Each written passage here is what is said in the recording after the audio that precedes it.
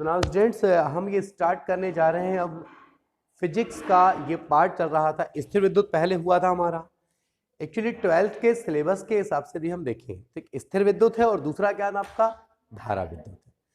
और स्थिर विद्युत के अंतर्गत ही उसका सेकेंड पार्ट कहलाता है विभव और धारिता।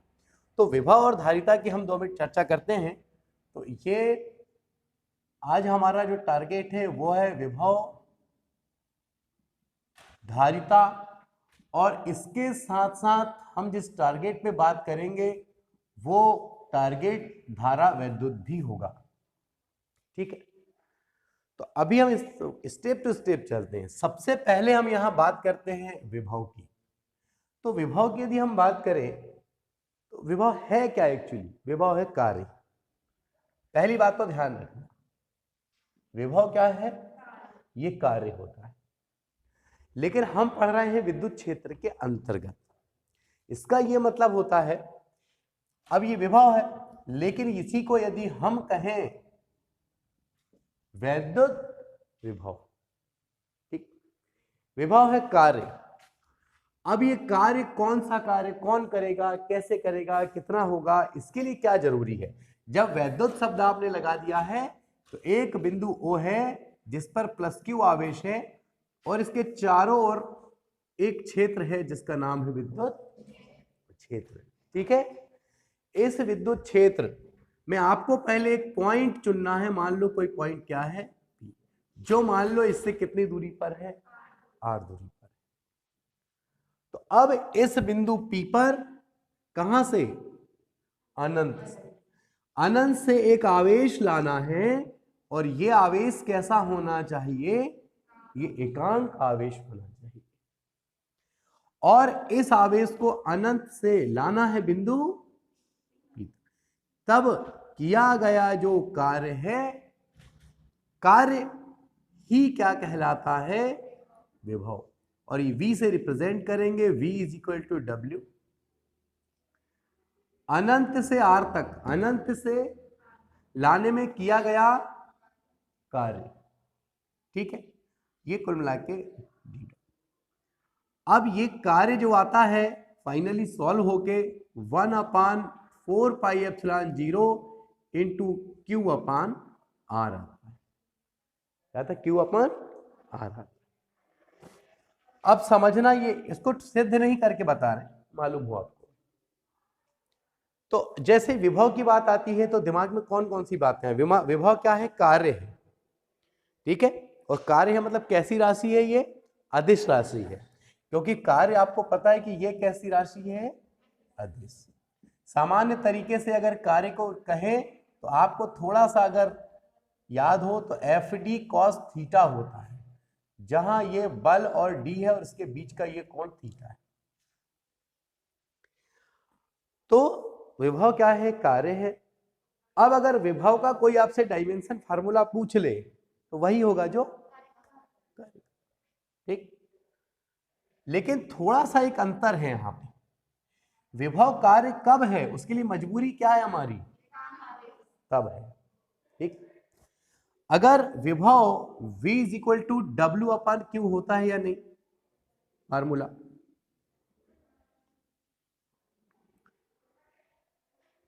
विभव जो है वो क्या होता है? इकाई आवेश, एकांक आवेश को अनंत से विद्युत क्षेत्र के किसी बिंदु तक लाने में किया गया कार्य। तो फार्मूला हो गया W अपान Q। क्यों हुआ?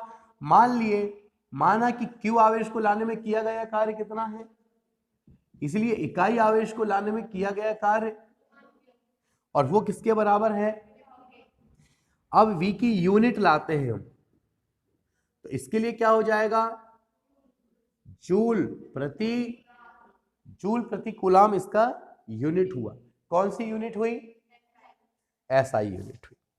तो बात को समझना, V is equal to W upon Q, यानी ये हुआ जूल प्रति कूलाम। इसको माना गया है वोल्ट, इसको माना गया है वोल्ट। अब अगर आपको 1 वोल्ट डिफाइन करना है तो यहां 1 1 और 1 कर दो। 1 वोल्ट को परिभाषित करने के लिए अब आप क्या करोगे? सुनो, जब कभी एक कूलाम आवेश को अनंत से विद्युत क्षेत्र के किसी बिंदु तक लाने में यदि किया गया कार्य 1 जूल हो, तब उस बिंदु का, शब्दों पर ध्यान दें, उस बिंदु का विभव कहलाता है 1 वोल्ट। यानी विभव होता है क्षेत्र के एक बिंदु के लिए। यह और अब अलग बात है कि अगर एक पृष्ठ आपके पास है और उसके प्रत्येक बिंदु का विभव यदि समान है तो उसको हम कहते हैं समविभव पृष्ठ कहते हैं। और मूलतः धातुओं का पृष्ठ समविभव पृष्ठ ही होता है क्योंकि समान रूप से आवेश फैला होता है। ठीक है, ये बात क्लियर हुई पहले।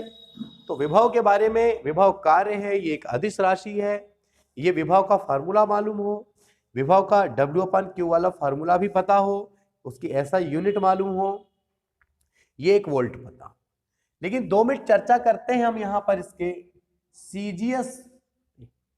सीजीएस की यदि हम चर्चा करें तो जूल के स्थान पर होता है अर्ग और कूलाम के स्थान पे एक स्थित, और एक इसको कहा जाता है एक स्थित वोल्ट।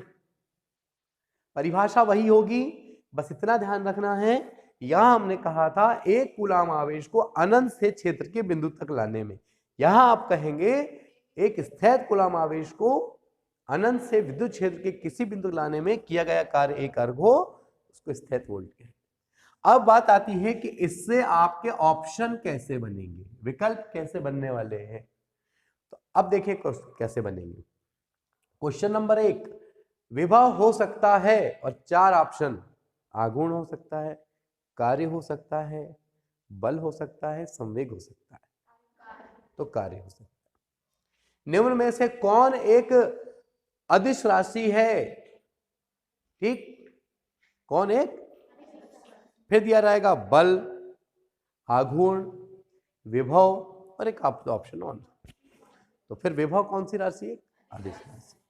ठीक है, विद्युत क्षेत्र के किसी बिंदु पर निकाला जाता है 2 चीजें, या तो विद्युत क्षेत्र की तीव्रता या तो विभव निकाला जाता है। ठीक है, तो ये उसके बाद आएगा कि विभव का एसआई मात्रक क्या होगा? वोल्ट होगा। उसका सीजीएस मात्रक क्या होगा? 1 वोल्ट और स्थित वोल्ट में कोई रिलेशन भी होगा तो बता दो कितना होता है? हाँ, ठीक है, कि स्थित कूलाम होता है वो 1/300 वोल्ट आएगा काट पीट। कैलकुलेशन करके देखना जरा उसे। ठीक है, देखो यहां तक की कहानी होगी क्लियर। अब यहीं से एक शब्द लेके चलते हैं ताकि लिंक ना टूटे हमारी। अभी विभवांतर क्या है? जो कंसेप्ट यहां पढ़ा है आपने, सारा कंसेप्ट वैसे ही है। इतना बस ध्यान रखना कि विभवांतर नाम से लगता है विभव में अंतर, 2 बिंदुओं के विभवों में, यानी अनंत वाली कोई बात। यानी हमारे पास एक क्षेत्र है, यहां एक बिंदु ए चुनना है, एक बिंदु बी चुनना है, यहां का विभव VA है, यहां का विभव, इनके विभवों का जो अंतर है वो ए बिंदु से बी तक लाना है। किसको? एकांक धनावेश को। और किया गया कार्य उन बिंदुओं के बीच विभवांतर कहलाता है। ठीक है, तो ये क्या हो जाएगा? फार्मूला सब वही रहने वाला, मात्रक, वात्रक, वोल्ट, स्थित वोल्ट, हर एक बात वही रहेगी, केवल डिफरेंस आ गया यहां की डेफिनेशंस में। ठीक है ना, क्लियर? ये अब एक और बात आती है यहां पर, विद्युत वाहक बल। विद्युत वाहक बल में यह खास बात हो जाएगी कि जैसे ये पूरा एक कंप्लीट क्षेत्र है, यहां एक कोई आवेश, एकांक आवेश है, उस एकांक आवेश को यहां वहां वहां सारे पूरे कंप्लीट परिपथ में पूरा घुमा लो आप, तब किया गया कार्य कहलाता है विद्युत वाहक बल। यानी ये सबसे बड़ा है, उससे छोटा ये है, और उससे छोटा विभव होता है।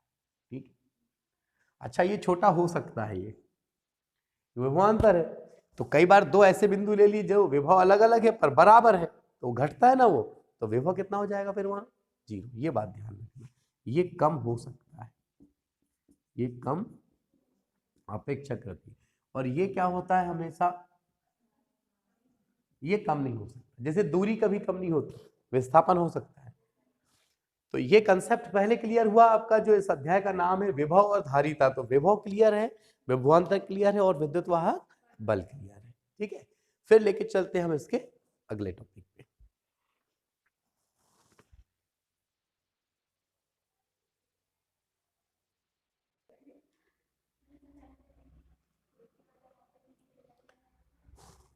अब देखते हैं हम, जैसे कि अध्याय का नाम था विभव और धारिता, तो अब धारिता के बारे में हम देख लें। तो अब बात आती है कि धारिता है क्या।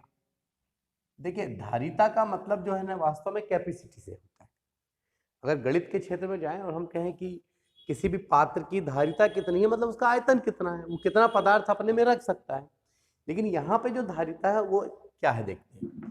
क्या होता है कि एक आप किसी भी चालक को, ये मान लो आप चालक हैं, अगर आप आवेश देंगे तो उसका विभव क्या हो जाएगा, बढ़ेगा। यानी आवेश का विभव के साथ क्या संबंध है, और यहां पर एक कांस्टेंट ले लिया गया C, और C ही यहां पे कहलाया है धारिता। यहां पर Q/V ले तो हो जाएगा क्या अपने पास में C। अब C is equal to Q/V के आधार पे यदि हम इसे कहें कूलाम, इसको कहें वोल्ट, तो इसको नाम दिया गया फैराड। यानी जो संधारित्र है, धारिता सॉरी, किसी चालक की जो धारिता है उसकी ऐसा यूनिट क्या मिली, फैराड, और स्थैत फैराड हो जाएगी इसकी CGS यूनिट। तो ये फैराड हुआ। अब कूलाम वोल्ट, अब इसको करें एक कूलाम, एक और एक। अब अगर एक फैराड कहना है तो आप कहेंगे क्या, यदि किसी चालक को एक कूलाम आवेश दिया जाए और उसके वोल्ट विभव में 1 वोल्ट की वृद्धि हो जाए, यानी 1 कूलाम आवेश देने पर विभव 1 वोल्ट बढ़ जाए, तो उस चालक की जो धारिता है वो कितनी है, कैपेसिटी, ये इतनी। ठीक, अगर किसी में मान लो 5 फैराड लिखा है, इसका मतलब क्या समझोगे आप, 5 फैराड है मतलब ऊपर कितना रहा होगा 5, और नीचे तो हमेशा एक ही। यानी 1 वोल्ट बढ़ाने के लिए कितना कूलाम आवेश देना पड़ रहा है, 5 वोल्ट। किसी का 20 फैराड है, इसका मतलब अच्छा 0.25 फैराड है, इसका मतलब यानी कि 1 वोल्ट वृद्धि करने के लिए आपको 1 कूलाम आवेश भी नहीं देना पड़ रहा है, 1 कूलाम का 25%, यानी 0.25 कूलाम, इतना आवेश देना पड़ रहा है 1 वोल्ट की वृद्धि के लिए। कई बार पूछ लेता है कि किसी चालक की जो धारिता है वो है 2 माइक्रोफैराड है, ठीक है, चालक की कितना है 2 माइक्रो। तो पूछ लेता है कि उस चालक में यदि 1 वोल्ट की वृद्धि करना हो तो बताइए कि धारिता कितनी होगी।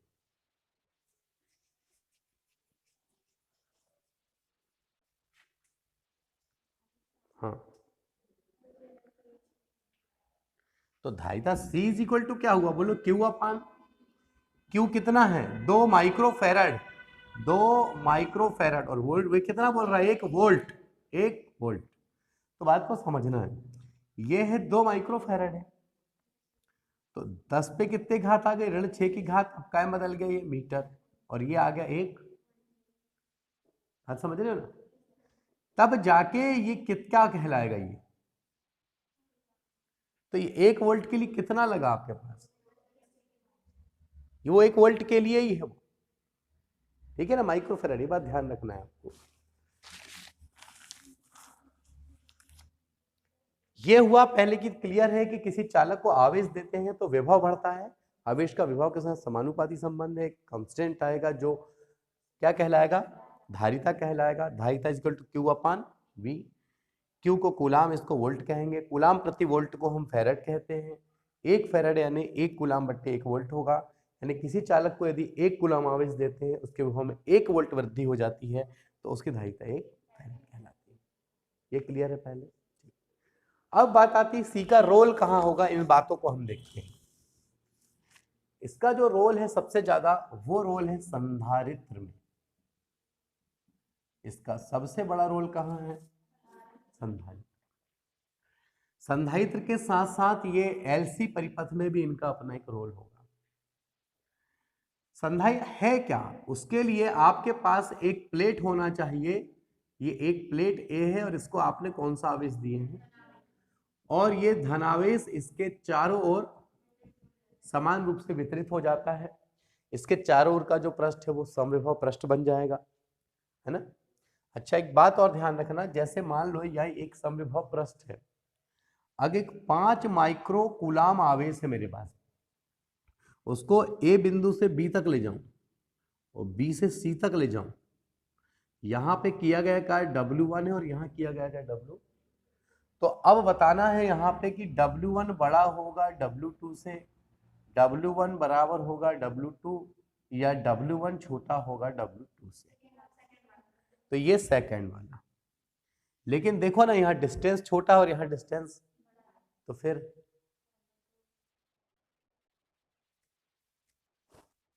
कौन बड़ा होना चाहिए था, है ना। तो अपन एक काम करते हैं, अपन W1 W2 को निकालते हैं। किसी को बनेगा कि कैसे निकालते हैं W1 W2? देखो, हम ये जानते हैं कि इस बिंदु को ए नाम दो, बी और इसको नाम, चलो हम निकालते हैं VA माइनस VB। तो यहाँ क्या आएगा? W1 अपन Q। चलो अब हमको क्या निकालना है? W1 के फार्मूले में अगर मैं Q का 3 गुणा कर भी दूं तो W का रोल कहीं भी यहाँ पे R से है क्या? रिलेशन ही नहीं है R से। अच्छा देखो, VA माइनस VB यानी A और B के बीच के विभव, लेकिन हमने कौन सा पृष्ठ कहा है इसको? तो ये दोनों विभव, ये मतलब 0, तो W अपन Q क्रिया गुणा, तो 0, W1 बराबर कितना आ गया? सेम तरीके से 0 आ जाएगा किसके बराबर? इसका मतलब दोनों बराबर है पर कितने? यानी सारांश ये निकला कि समविभव पृष्ठ के अंदर आवेश को एक बिंदु से यदि हम दूसरे बिंदु तक ले जाते हैं तो हमें कोई कार्य नहीं करना पड़ता है। ठीक है, ये भी एक कंसेप्ट क्वेश्चन बना। तो देखिए, ये हुआ, इसके पास मैं एक प्लेट रख दूं, यहां पर एक अनावेशित प्लेट है। ये प्लेट कैसी है? तो इसके आंतरिक तल पे ऋणावेश और बाह्य तल पर धनावेश। अब ये ऋणावेश क्या करेगा और धनावेश क्या करेगा, इस पर चर्चा करते हैं। ये जो ऋणावेश होगा इस ए पर धनावेश को क्या करेगा? धनावेश को करेगा, और वो कम होगा तो V भी क्या हो जाएगा? लेकिन हम जानते हैं, देखो इस फार्मूले से, अगर V कम हुआ तो V का C के साथ क्या रिलेशन है? इसका मतलब C अधिक। सारांश ये निकला कि जो ऋणावेश है वो विभव को क्या करता है? तो विभव को कम करता है, धारिता को। लेकिन ये धन क्या करेगा? अब धन पे चर्चा करें। ये धन जो होगा वो इस पे आएगा तो ऐड होगा, तो धन को क्या करेगा? धन को क्या करेगा? अधिक। धन अधिक तो विभव, और विभव अधिक तो C। अब बात को समझना है, ये ऋणावेश धारिता बढ़ाने का प्रयास करेगा, जबकि धनावेश धारिता को कोई मतलब नहीं निकला। पर ऋणावेश की दूरी थोड़ी सी क्या है? धन की तुलना में कम है, और जिसकी दूरी कम होती है वो ज्यादा काम करेगा, क्योंकि V का फार्मूला क्या है? V is equal to 1/4πε0 Q/R। R के साथ क्या संबंध है? तो ये डिस्टेंस कम है और धन से डिस्टेंस लूंगा तो थोड़ा सा ज्यादा आएगा कि नहीं, बताओ? तो कौन काम करेगा? ऋण वाला थोड़ा ज्यादा काम करेगा और धन वाला थोड़ा। और ऋण वाले का काम क्या था? धारिता को बढ़ाना, इसका धारिता को, यानी बढ़ा, ऑल ओवर बढ़ेगा पर थोड़ा सा बढ़ेगा, थोड़ा सा। लेकिन यहीं पर हम एक नया काम कर दें, बोले इसका संबंध कर दें इधर पृथ्वी से, तो संपूर्ण धनावेश कहां चल जाएगा? अब जो कम करने वाला फैक्टर है वो तो रहा ही नहीं, अब केवल कौन बचा? उसका विरोधी वहां रहा ही नहीं, तो पूरा वर्चस्व किसका हो गया? अब तो ऋण के कारण से धारिता क्या हो गई इसकी। लेकिन ऐसा करने के लिए क्या इसके आकार या आयतन में कोई परिवर्तन किए क्या अपन ने? तो कहने का मतलब है कि संधारित्र एक ऐसी युक्ति है जिसके आकार या आयतन में बिना परिवर्तन किए उसकी धारिता को बढ़ाया जा सकता है, और धारिता बढ़ गई। केवल किए क्या हमने, दूसरी वाली प्लेट का संबंध किससे किए, और इसके संबंध में आपको पता है कि पृथ्वी जो एक सिंक की तरह है भविष्य के मामले में।